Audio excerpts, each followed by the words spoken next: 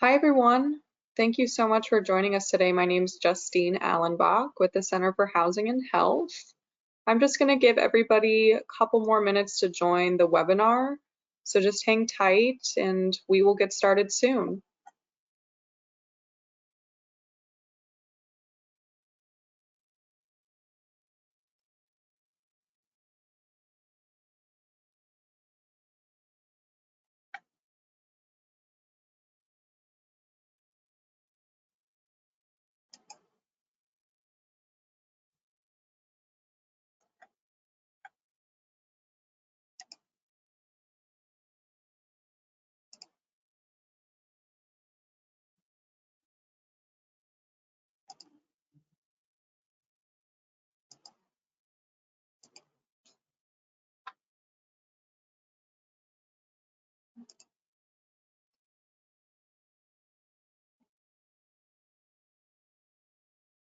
Bridget, can you still see my screen and hear me okay? Yes. Okay, cool. Okay, hi everyone. If you're just joining, I'm just going to give everybody a couple more minutes to join us, but we'll get started soon, no later than 1:05.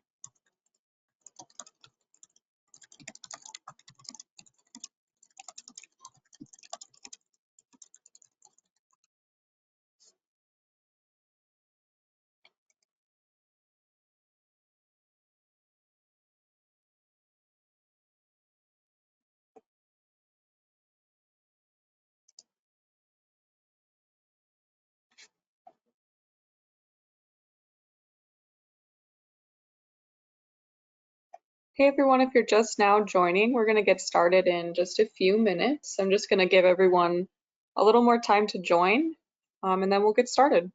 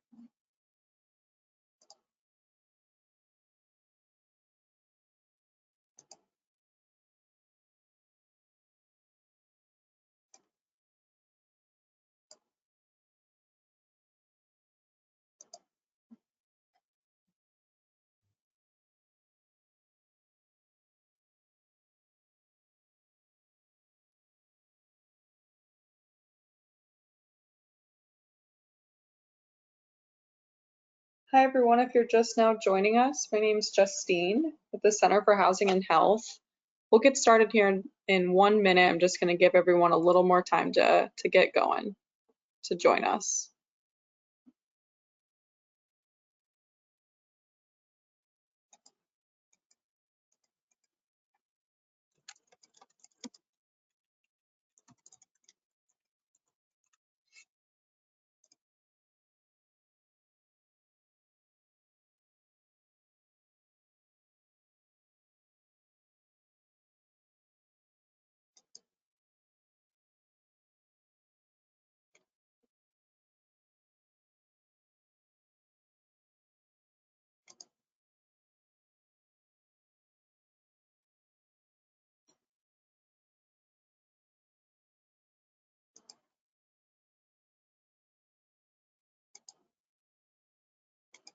Okay, well, it's 1:05, so let's go ahead and get started.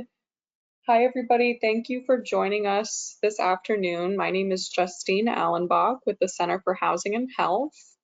Thank you for joining this mandatory training. We're going to go over the data quality changes, which will subsequently be changing the standardized housing assessment. Again, my name's Justine, and we'll get started.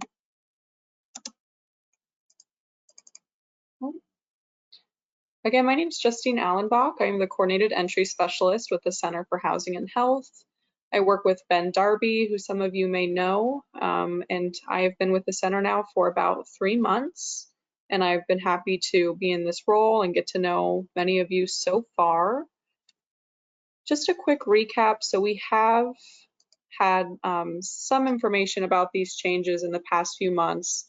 But to go over the changes to the standardized housing assessment are in response to HUD's new data quality standards released in 2020. And these changes and the changes we'll see in the housing assessment will be live in HMIS on Monday, September the 28th. So this training is a little bit early, a little before we're actually going to see the changes, but we just want to put it out there and then give everyone some opportunity to come back with questions before they actually are live in HMIS. And as I said, we had optional trainings hosted in July and August to provide a forum for skilled assessors to ask questions and get a general familiarity with the changes to the standardized housing assessment. Thank you to a lot of you that have attended those optional trainings. I think we had a lot of good discussions, and I was happy to just get the information about the changes to everybody as soon as possible, even though some of it wasn't concrete. So I really appreciate everyone's flexibility with that. And I just want to throw out there again that individualized support on these changes can be offered. So please feel free to reach out to me. My email address is here, jallenbach@housingforhealth.org.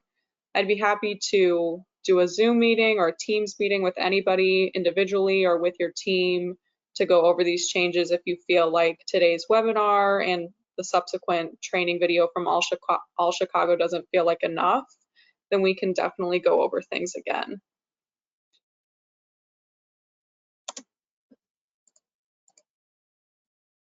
Okay, so the agenda for today is as follows. We're going to go over the household data element change first, then the CES assessment element, change to the current living situation, interim update changes, and then training requirements and questions and feedback. So while I'm going through those first 4 pieces in the agenda, which are the changes themselves, I'm just going to leave everybody on mute and ask that we save questions for the end here. My goal is to have at least 20 minutes saved for questions and feedback. So we'll have time to go over all of that, but just for the sake of time, I'm going to go through everything without questions until the end. And then while I'm going through all of these, I am going to be kind of switching my screen back and forth between this PowerPoint and actual HMIS to show what the changes really look like. So please bear with me on that. Okay, well, let's just dive in. So the household data element is the first change that we're really going to see. And so as part of the new data quality standards from HUD, they want to be able to pull more information about the household for reports for each continuum of care, including our Chicago continuum of care. And so the information that skilled assessors collect on household members within an assessment is going to change. First, skilled assessors will need to make sure that all household members are included in the assessment. Second, skilled assessors will need to complete a really short sub-assessment called the household members details. And this is going to include the following information for every household member, which is the date of birth, gender, race, ethnicity, and they also offer a secondary race optional. And so let me exit my PowerPoint here and go into a fake client I've created in the HMIS new changes. And so this is just a fake person I've created here named Lily Kane. And I've already created the HMIS profile for Lily. I have her as being part of a 2-parent family. with her being the head of household with a spouse, partner, and 2 children. And so the household member details can look a little different in how you add that in with your workflow depending on what you're doing. If you're creating a brand new profile for someone in HMIS, meaning you search for them, you can't find them in HMIS and you have to create their profile, then at that time you would go ahead and add the household members as well into HMIS along with the person you created. If the person already exists in HMIS and you notice they don't have all of their household members, then you're going to want to add the household members at that time, which is a simple thing. You can just go to the person's households within their profile, manage household, and then there's going to be add or delete household members, where you can also change the relationship to head of household. With that said, it kind of depends on how your workflow is, what you feel good doing within your assessments. We're recommending that you address clients' households before you even begin the assessment, as to not forget this piece. So gauging what the household is for each client before starting the assessment will be a new thing. And so when we've found out who someone's household members are, and then we begin the assessment with, for example, a project entry, you may see this already. This has been here in the past, but we just want to pay close attention to it moving forward. So when you start a new assessment and the household comes up here at the top, you'll want to check this first piece that says what type of household the person is. This client, Lily Kane, being a 2-parent household, and then just make sure you have all of the household members checked off. If one is not clicked here, then you'll just want to make sure that you do check off all of the household members that are within the client's household. So that's the first piece that we're going to be asking skilled assessors to do. For many of you, having household members in that way is not new information. For everybody, a new piece will be the household member details within the assessment. And so similar to how we have the standardized housing assessment tab, and then there's a VI and disability tab, there's going to be a third tab that skilled assessors are going to need to open up, which is called the household member details. And so this is the household member details tab right here. And so you have one for the client themselves, but you're going to have to fill out that information for the household members as well. And so this is that really short sub-assessment I was talking about. So for example, this hypothetical Bob Kane, the spouse partner of Lily, we would just fill this out. So we have spouse partner, you can put in hypothetical or whatever the real date of birth is. I'm just putting a hypothetical here, and then fill out gender, pronouns, ethnicity, primary race, and secondary race. And then you would just save that with the answers filled out, of course, and then go back to the assessment, go back to the VI. It kind of depends on what feels best for you. We're recommending, and I think the best flow is to just do this household members piece first and then start the assessment. So that's the household member details element. I think this is the biggest change that we're going to see out of everything. So that's why we're addressing it first, and also addressing it first because I think it flows best by taking care of it at the beginning of the assessment versus trying to remember to do it at the end. But whatever feels best for you is definitely okay. The second change that we see is something called the CES Assessment Element. This data element is going to be right below those safety questions in the assessment. The safety questions are those questions that ask if someone's fleeing domestic violence or experiencing human trafficking. So it's going to be a header underneath that that says coordinated entry assessment. Key points about this is it's going to ask date of assessment, assessment location, assessment level, and prioritization status. Date of assessment, this is always going to be the date that you're completing the assessment, and you should never put an end date for this, so that's fairly simple. Assessment level, also going to be something simple here. It does have 2 options listed. and that's going to be 1, crisis needs assessment, and 2, housing needs assessment. For skilled assessors, you should just always choose 2, housing needs assessment. The crisis needs assessment is something separately used by diversion, but as skilled assessors, you just always need to put 2, housing needs assessment for that assessment level. And then the prioritization status piece is something that is not going to be implemented this fall the way that we originally were thinking it would be. The prioritization data element is not something we're prepared to implement at this time because we're still currently using a temporary prioritization in response to COVID-19.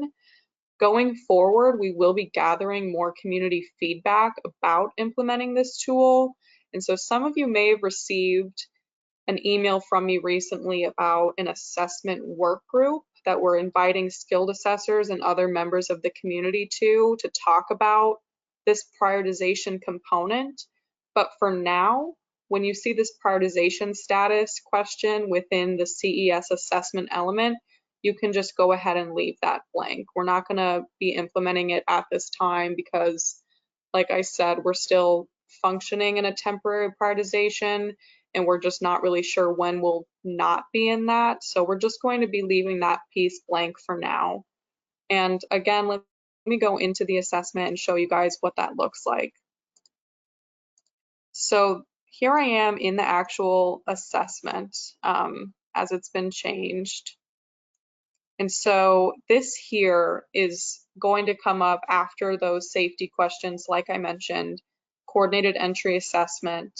You're going to click add. The day that you did the assessment, you do not need to put an end date. Assessment location, so wherever you are completing the assessment, maybe that's an emergency shelter. Assessment type, you can fill this out if you'd like to. It's not required at this time. For a lot of people, it could be virtual or phone. And then last, assessment level is always just housing needs assessment.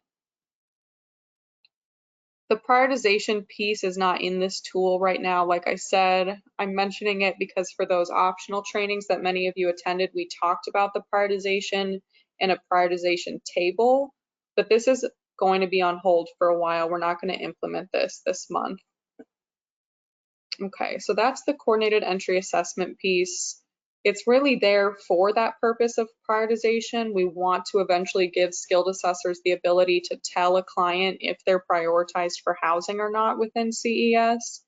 Again, we're not going to be implementing it right now because of the temporary prioritization, but it is in motion and we have the work group going so that we can get feedback on how to best implement this piece as well. Okay, so current living situation. I guess before I go into this, I'll say when I first heard about this change, I thought this felt like the biggest change, but it's really going to be something that's fairly simple. It's just kind of alarming to hear at first. So the current living situation data element will now be used instead of the housing history tool. The housing history tool will no longer show up in the standardized housing assessment. It's just been condensed to all be the current living situation. All of our current housing history tool entries are being mapped over into the current living situation by All Chicago. So nobody is going to have to re-enter anybody's housing history. Nobody's housing history will be deleted by this merge. The CLS, the current living situation, operates almost exactly like the housing history tool. You will enter housing history and specific episodes of homelessness and housing in the same way as you enter them now. One difference is that there's not that same general notes section that the housing history tool has. So I'll show you guys as I move into HMIS in a second here how we're gonna make that change. Another difference is that there are a number of questions that are mandated by HUD and that don't have any relevance for skilled assessors within the CLS. So those questions that ask about, does this person have to stay here, or does this person have a place identified for the next 14 days, etc., is not something as skilled assessors you need to fill out or be concerned about. And I will also show you those pieces here as I move into the HMIS. So if I'm moving down to the housing history, we still have all these same housing history questions up here. But then as you move down to the length of homelessness piece of the housing history, you no longer see the housing history tool, but just the current living situation. So let me just show you hypothetically how this will just work in the same way as the housing history did. So let's say we meet a client that started staying in emergency shelter 2 years ago today. So we'd say start date September 1st, 2018 if it was 2 years ago. Information date is just the day you're doing the assessment, so it's almost always just that same day. If this is the most recent episode of homelessness, we still don't want to put an end date. We want to show that it's an active episode of homelessness. We'll list what that situation is. So let's say emergency shelter. In this other section, you are welcome to put a brief note if you'd like to. So for example, if you'd like to say that, write down what the shelter is someone is staying at, you can do so, but you're not required to. And this is everything that you have to do here. You do not have to do this living situation verified by. You do not have to fill out this next. Is the client going to leave their current living situation within 14 days? And you do not have to answer any of these subsequent questions either. Again, all of these pieces here are not applicable to skilled assessors, but if something used more so for diversion. Unfortunately, we can't take these data elements out for skilled assessors, so we're just going to have to tell everybody to not fill these last pieces out. And so that difference of not having the notes section that the housing history tool used to have is the biggest difference here. As I mentioned, you can list in the other piece a brief note on where the client is staying, but it doesn't actually show up in the tool itself, so it's not particularly helpful. So what we're asking is if you feel you need to make note of where the client is staying, or you have notes about the client's housing history that you don't feel is being portrayed within here, then you can go ahead and put those up here. So you can say client staying at, for example, Pacific Garden Mission since September 2018. And then let's say before going to Pacific Garden Mission, for 3 years, the client was staying outside in a place unfit for human habitation. Same information date. End date would be when they started at Pacific Garden Mission. I'll put nothing here. And then that goes back 5 years. So this is a complete current living situation tool filled out that documents a client's housing history as well as where they're staying currently. And then you can say before client was staying in place unfit for habitation, maybe that's a car, from 2015 to 2018. And so any of those notes that you may have put in the housing history tool before, we're just going to ask that you put those in this further information on client's living situation piece above, instead of putting it in the housing history. And also, I think in general, people tend to put more information in the housing history tool than what was really needed. So this will also hopefully simplify the process for you a bit and just kind of remind that you don't have to get exactly every explicit address the client ever lived at in the last 5 years. It can kind of just be broad strokes of what's been going on with regards to their homelessness episodes. So that's the current living situation change. The next change is a change to the interim update. And this change, I think, is going to make interim updates a bit more simple and fast for people. However, we have not fully identified how it's going to look, and we're still kind of working on these data elements. but essentially the order of data elements in the interim update will look different than when a skilled assessor completes the original standardized housing assessment with a new project entry. All of the data elements are still going to be there, but they'll be ordered in terms of relevance for an update. So for example, it'll start off with the current living situation, as this is the most important thing to update, followed by safety questions and contact information. We're still kind of working this out and are going to work through it within the assessment work group as well that I mentioned. But let me just show you guys real quickly what that might look like. So let's say I exit out of this project entry. It's going to make me fill some of these things out before I can leave. So now if we were just doing an update for this person, an interim update, again, making sure we have the whole household identified.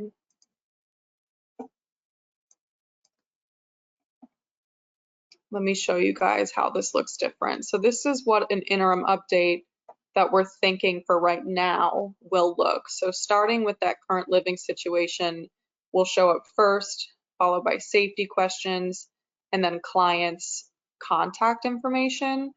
And then we'll just keep going in order of what we think right now is the most relevant, moving down to pieces that we list as the following is for reference only, such as release of information, consent sharing choices, assessor information, etc., and some other pieces. So we're still working this out, and we're going to be working in the assessment work group as well to determine exactly what those interim updates will look like.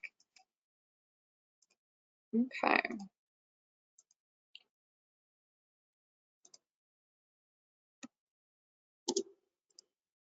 Okay. So those are all the changes, you guys.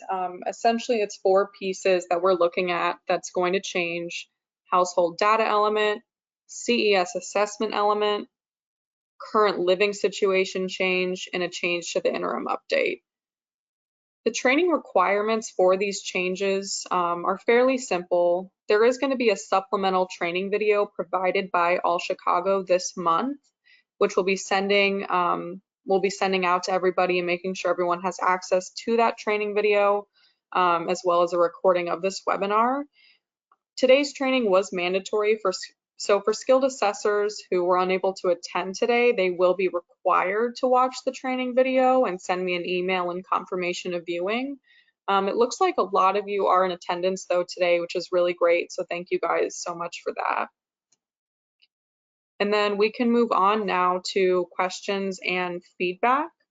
My contact information is here. Again, my email address is jallenbach@housingforhealth.org, followed by my phone number. And then I also have my program manager, Ben Darby. His information is here as well.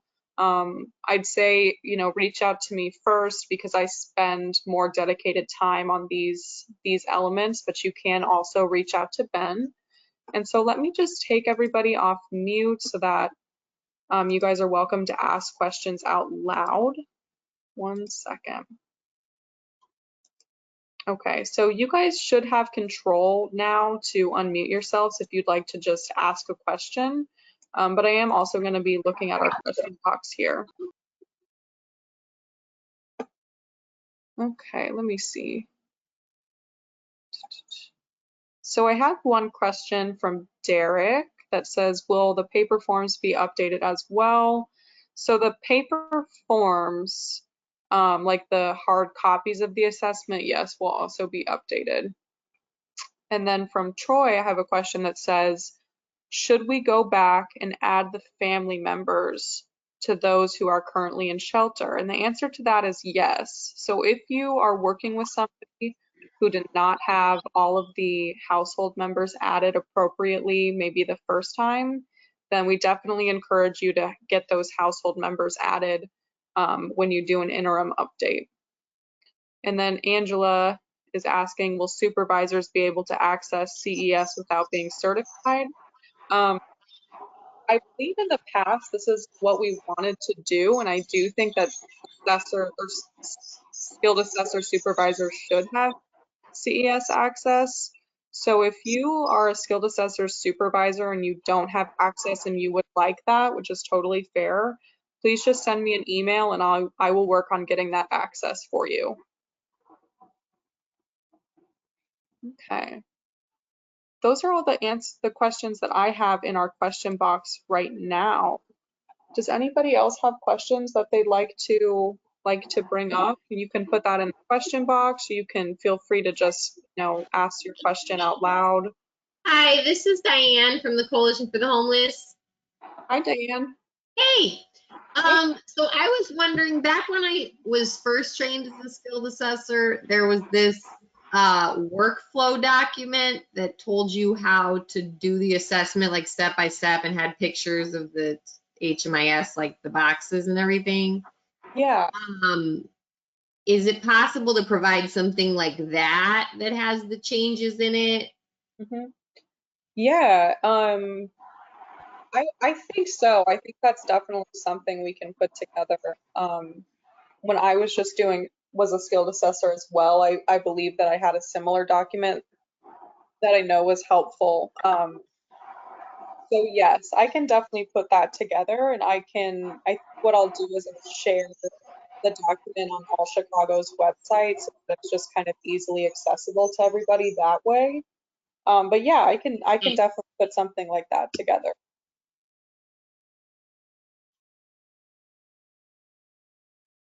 Thanks, Diane. Hi, Justine. This is Tanzella Harris. I was wondering, is there a way that the multiple entries of an individual in CES can be deleted either by the dedicated skill assessors or by your office?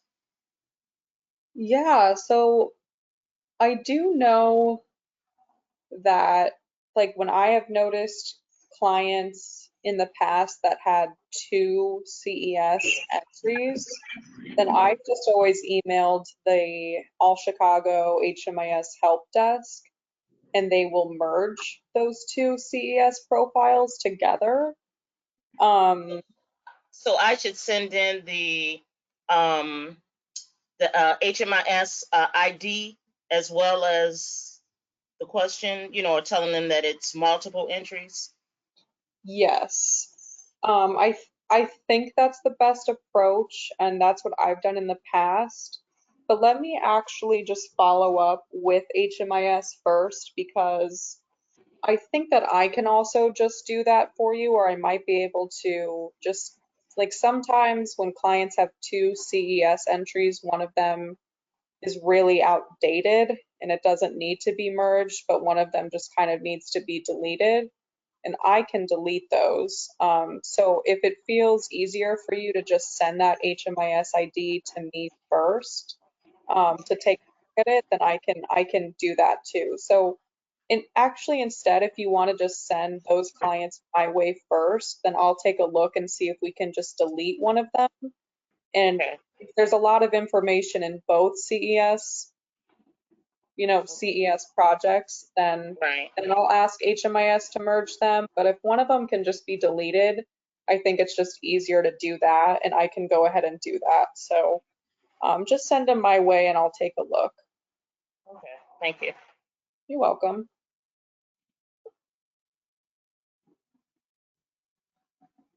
Hi, Justine. This is Michelle from the Night Ministry. I just have a quick question.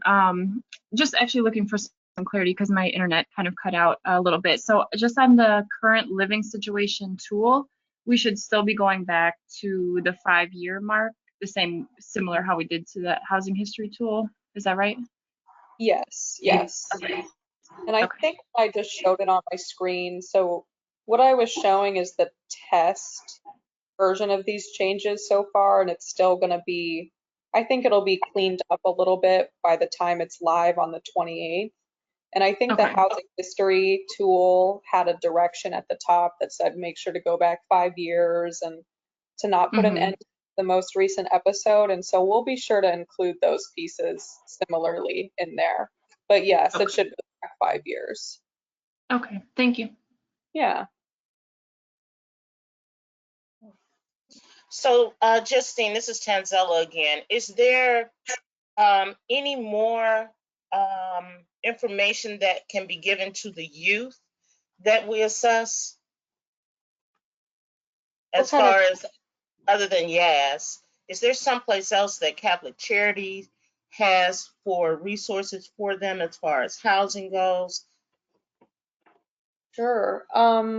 Let me get back to you on that one, Tanzella, because I do believe that DFSS specifically has been putting like youth diversion and has youth resources, you know, in particular that they've been putting together recently. And it's something that I've been like kind of working on the side and thinking about getting, you know, more youth specific resources into the assessment, or youth diversion to say, Yeah. rather than, you know, as a better way to put it is some kind of youth diversion specific things in the assessment beyond just that one question that we have now that asks about transitional housing. I do know when I was an assessor, and it's still the case, that a great way to approach it is if you're working with someone that is youth, to get them in contact with Lauren Webb at Catholic Charities. Um, yeah, Okay. so sending an email to her with the HMIS ID number, I think is helpful because she works with youth diversion. But that's the best that I know of right now, but I would be happy to look further into that for you. Um, Okay. yeah, also with that said, I in October I was planning to start a second or another assessment work group, or an assessor, skilled assessor work group, that could just meet once a month, maybe bi-monthly. I definitely don't want that to be something that feels overwhelming to anybody. But I was thinking of starting a skilled assessor work group where we could kind of come together once a month or every 2 months to just share resources with each other as assessors coming from so many different agencies. And then I can Okay. keep a running Google document for all of us to refer to. So maybe that's another way we can all kind of learn more about what's out there for our clients. Yeah, That would that's a be great. Yeah. yeah. So I'll get that going in October. There's a lot going on right now this month with these changes, but I was planning to start doing that next month and get that going. So Okay. yeah. And let me just look at a few of the questions we have in the question box. In a previous meeting, you mentioned that we would be able to give clients an estimated waitlist time. This is something that still is going to happen. So this is a great question, and yes, it's still going to happen, but it's not going to happen this month like we originally thought and had hoped. Um, and the reason for that just being that right now, the estimated wait time in CES is not as it normally would be. So under the temporary prioritization in response to COVID-19, we're prioritizing folks who are at high risk for severe outcomes from COVID-19, and we're getting those high risk clients direct referrals from centers with high risk folks. And so right now, it is safe to tell any client that is not high risk that won't be prioritized and will likely not see housing for at least the next 6 months. I mean, I say 6 months as a guess. I don't know exactly when we'll come out of the temporary prioritization, but I'm sure we won't come out of it until, you know, COVID-19 is no longer active. We're not a part of this pandemic. Mhm. So we do eventually, yes, want to be able to tell clients, you know, when we're not thinking about a COVID-19 time, we do want to provide skilled assessors with a table we're calling the prioritization table, so that we can tell clients what the wait time might be for them. Um, and that was supposed to be a part of these changes, but as we were getting closer to implementing these changes, it just doesn't really make sense to implement that one right now because we're just functioning um, under, you know, a weird situation. So That was one question in the question box. And another question here, let me answer this one. It says, to get clarification, initially we only assess the head of households at our shelter. Should we be doing both now? So I think this is, you don't ever have to assess somebody that's under the age of 18. We don't need to do assessments for, children or minors. You do only have to do an assessment for the head of household, yes.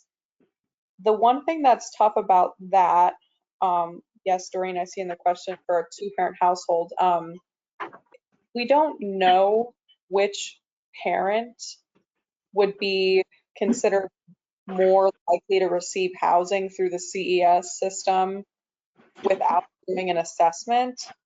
And what that means is we don't know each head of households or each parent's length of homelessness or each parent's vulnerability until we do the assessment. And so you really have to kind of assess both parents to increase the chances that you've assessed the most vulnerable person.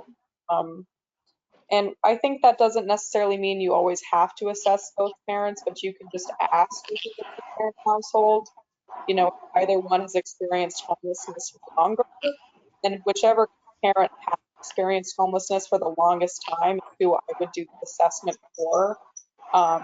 If that doesn't make you feel comfortable, you can just go ahead and do the assessment for both parents, and that's fine as well, but you don't have to. But I do see the dilemma because you do want to assess the head of household that's more likely to receive a match. And you don't really know that until you've done the assessment. So if doing an assessment for both parents feels like the best solution, you're more than welcome to do so. Okay, Justine, if I may ask again, this is Tanzella. When you said not for a minor, with the youth, I've been getting calls for youth that are 17 and they are homeless. Okay. And to transfer them to certain entities that I know, I get emails, sent back to me saying they can't do anything for them because they're only 17. I've gotten 2 of those emails in the past couple of weeks. Okay. Okay. Yeah, let me, I'm myself, I'm not extremely well educated in the world of like youth homelessness and specifically with minors. So let me just find out the best entity to refer you to for this. But I'm sure that, I'm sure CES, it makes sense for CES to have some kind of to help with those things. I don't know what that is or what that looks like right now, but I'll get back to you. Okay, thank you. Yeah.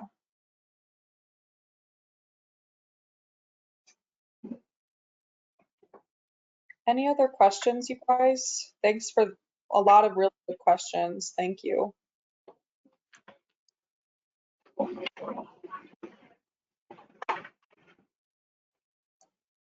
Okay. Well, I don't see anything else in the in our questions box here. Again, you're more than welcome to, just say your question or state it out loud if you'd like to. But I think that's all that I have for now, questions wise, that I'm getting from you guys. So we can go ahead and, wrap up early. Again, thank you guys for joining, and we're going to clean up these changes in the next few weeks here, and they should be live on Monday, September the 28th. Again, we'll be sending out a recording of this webinar, and I can send the PowerPoint associated as well to everybody after this. And then I will also be sending a training video from All Chicago that they're putting together. But of course, sometimes individualized support on these changes can be nice. So I really am happy to do that. So if anybody wants to reach out on behalf of your team or just yourself to have a individual training session on this, I'd be happy to do that, anytime. And of course, we can do that too, even after the changes go live. I'm sure there'll be challenges that we all face as we adapt to these changes. So just always feel free to reach out and we can work through things. Yeah, okay, well, I'll definitely send that PowerPoint. I'm getting a lot of wanting the PowerPoint feedback in the question, so I'll do that right now. And I think that's everything for today. So if you have more questions, feel free to send me an email. And then again, for some of these changes that we're still working on, we have our assessment work group that I sent an email out for.